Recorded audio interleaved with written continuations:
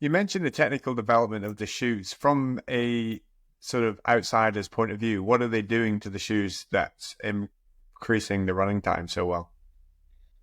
So I think it's now already 8 years ago. The first shoe with a carbon plate was released by Nike. I think they were the first. Yeah, I think so. Um, and now, obviously, all the brands have their versions of the carbon shoes and the carbon spikes. This just gives, whenever you land, it gives back more energy to the body. So basically, you save energy with these shoes, which obviously leads to quicker times. Um, and I think a lot of research and people have been speculating about the actual effect and how much percentage, but I think it's a it's a discussion that will forever go on. I think it's just time that people accept that these shoes are in play now, and that's it. It's just maybe you should not compare runners from now with runners from 50 years ago. It's hard, but it's not just with the shoes. It's like everything, right? So we have more knowledge about injuries. We have more knowledge about training. We have more knowledge about everything. So obviously people are running faster.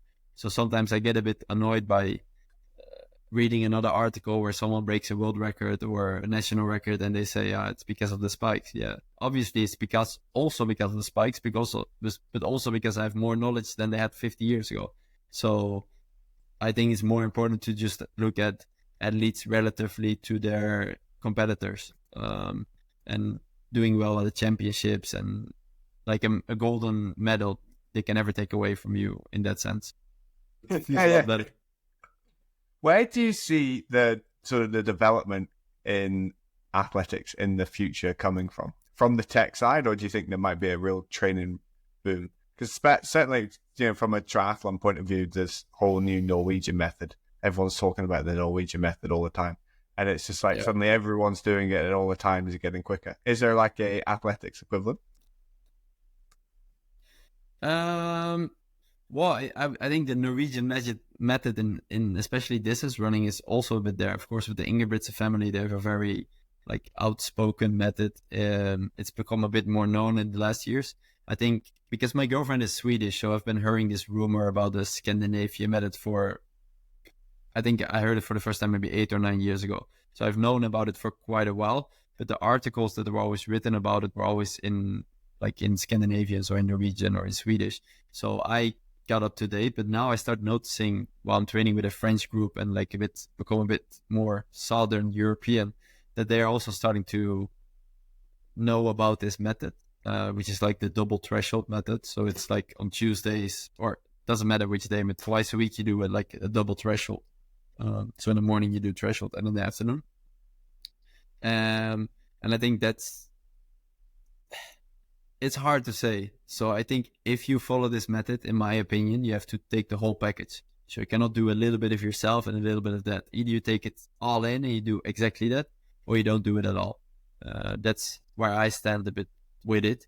But I still feel like not always lead to Rome. So um, especially for me, it was very cool to see Jake Whiteman, the British athlete, winning the World Championship on the 1500 meter last year. Because to me, he has a little bit similar approach to what I have, a little bit different, but he approaches it totally different than other athletes. So he's very focused on plyometrics and explosivity and like speed, whereas others are way more endurance based and doing their double thresholds and those kind of things.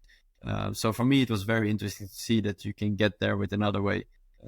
And I completely believe that there's like 100 different ways to get there.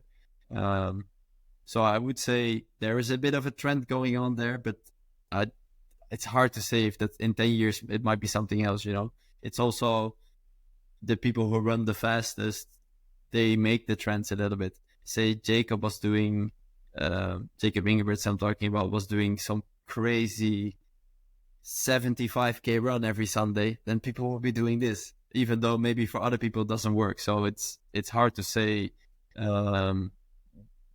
if it's actually gonna be there for a long time. So that's hard. But I think the technical development was definitely very visible the last let's say 5 years, especially now with the other brands also developing their carbon shoes. There's more choice on the market, and that creates even better shoes and faster shoes. But at this point, I think World Athletics 2 years ago has released the rules regarding like regulations regarding the shoes. So I think at this point it will like kind of flatten out a little bit the progression in the shoes.